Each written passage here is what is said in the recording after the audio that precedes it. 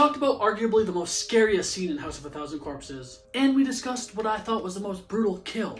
But today, we're going to talk about the problem with House of a Thousand Corpses.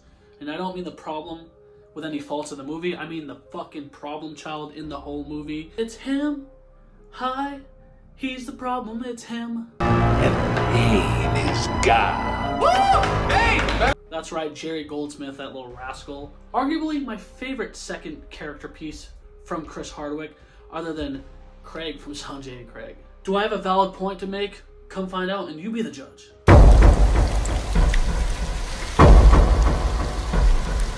What up, y'all? Welcome back to Phantom of the Indie Review. I am your host. I forgot to put the batteries in the trunk. Deal. We're on the journey of 4,000 subscribers by the end of the month, Thanksgiving-ish. If you're into horror and nostalgia and spooky stuff, and if you want to get thrown into a well full of demonic beings, give me a shabby.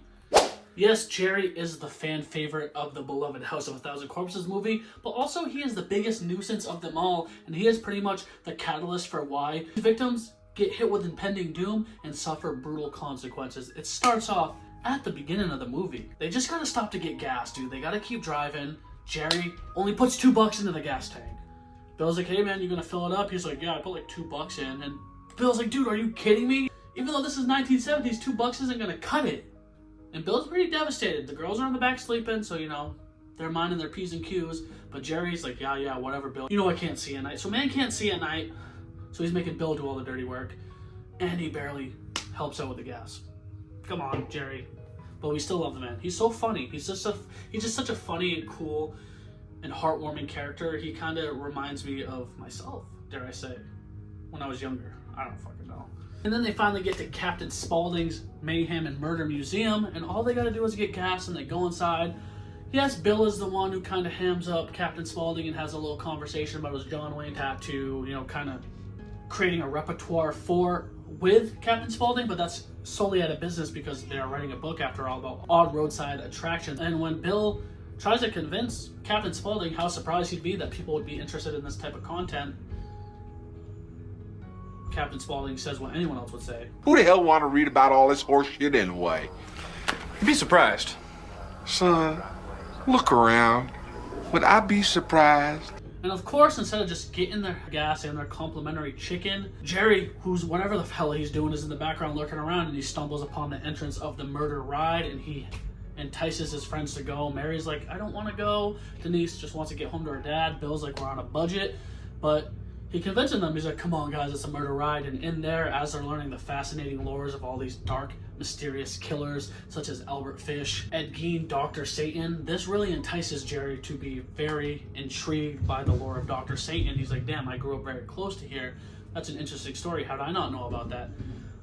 So instead of, it's the 70s, so we can't go home and look it up on Wikipedia. So that's just a sign of the times.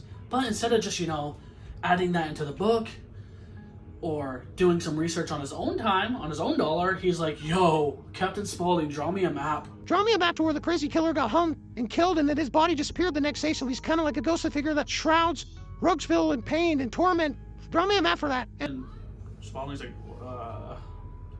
okay. They get the map, they are driving down the road, it's pouring rain out, they all just want to go home, all the kids want to go home, it's almost Halloween. They got school and stuff, I'm sure. Maybe they're young adults, I don't know if they're teenagers, but they just want to go home. And later on we find out they're tired pups due to some malicious circumstances, but at the time it seems like a freak accident. And Jerry goes to the trunk with Bill, even though damn well he knew that he didn't put the spare tire back into the trunk. So all these things are slowly leading up to Jerry, which I find hilarious looking back at it, because at the time, yeah, it's annoying, but you don't hate the character. He's not unbearable like Mary is. He's not annoying. He's funny. He has some of the comedic lines. Like, I saw this movie in theaters last October with my brother for like the 25th year anniversary, and like the subtle things he says, the little dialogue he says in the background of scenes, are just casually, without like any attention-grabbing scenes, is butt-gusting. It's hilarious. We all know the rigmarole. They get brought to the House of a Thousand Corpses.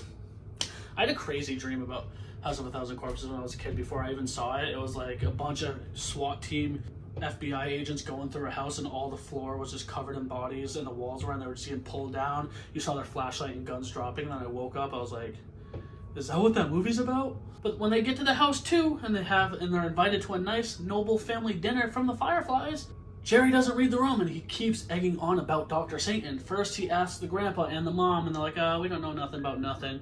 We're just simple folk. And then when Otis's creepy ass comes barreling through the door holding a baby fetus, he's like, so do you know about Dr. Satan or not? Like, bro, who raised you? Otis tries to warn him, and he pretty much disses Jerry. He's like, I bet you'd stick your head in fire if I told you could see the devil. Pretty much being like, dude, you're too naive. Curiosity kills the cat. You don't want to know about this life. You don't know nothing about nothing type situation. And Jerry's like, I still like to know. And even though his friends don't care, they're like, dude, we don't care. And then the ambush scene happens where all the kids get separated and moved across the house. And as everyone's fighting for their own survival, Jerry comes a little bit last note of the movie character-wise, because we have Mary dealing with Bill's death, Denise worrying about her father. So Barry becomes, it's kind of weird to me that Jerry becomes second fiddle. Like, he doesn't seem the most scared, he just seems the most quiet and unused, which he was the catalyst for all this torment and chaos, so why not make him the final girl guy of the movie? It would make the most sense to me. And it all accumulates to that final ritual scene where they are sacrificing them into the well. As Mary gets away, they pick up Jerry like a load of wood and they throw him in the well. And whereas one of the most creepiest scenes, like that scene creeped me out so bad when I was a kid, when they throw him into the well and he lands in that little coffin-shaped box, and whatever those demonic mud-dwelling creatures are, they come up and they drag him under, never to be seen again, as you think. And that really haunted me as a child. So as Denise is weaving her way through this house of 1,000 corpses tunnel, you gotta realize her boyfriend Jerry, the man she loved, the man she chose, did them dirty by doing all this. Not getting enough gas, asking Dr. Spaulding for directions to Dr. Satan, not putting the tire in the trunk, asking more about Dr. Satan, because I'm sure the Fireflies would have just killed them and all belligerently tortured them no matter what, but the fact that they kept bringing up Dr. Satan, I feel like they had to make a statement. And then the movie ends with that beautiful harmonic way when Denise opens the door and she sees Jerry strapped up to the table, all out of it and delirious, having his brain worked on by Dr. Satan. And that's such a haunting scene. You see that he got everything, not that he deserved, but he reaped what he sowed. He essentially lured his friends into the trap and he became the main prize for Dr. Satan. So yes, Baby got her kill, Otis got to do his torture, but Dr. Satan needs some people to experiment on too, and Jerry just seemed like the perfect candidate for that because he was so intrigued and interested in the lore and aspect. It's very brilliantly written, and it's very coincidental that it happened to Jerry.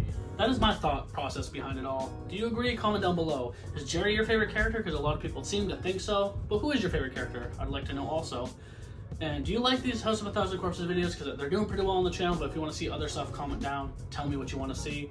But alright guys, that's the video. Subscribe, give me a thumber, hit that ding-ling button, harassing you, telling you, hey, it's me, I'm here. And I'm going to say it one time for the one time and two time for the oh, it's going to be a hell yeah for horror. Dr. Satan! Ah! Dr. Satan! Denise was tormented.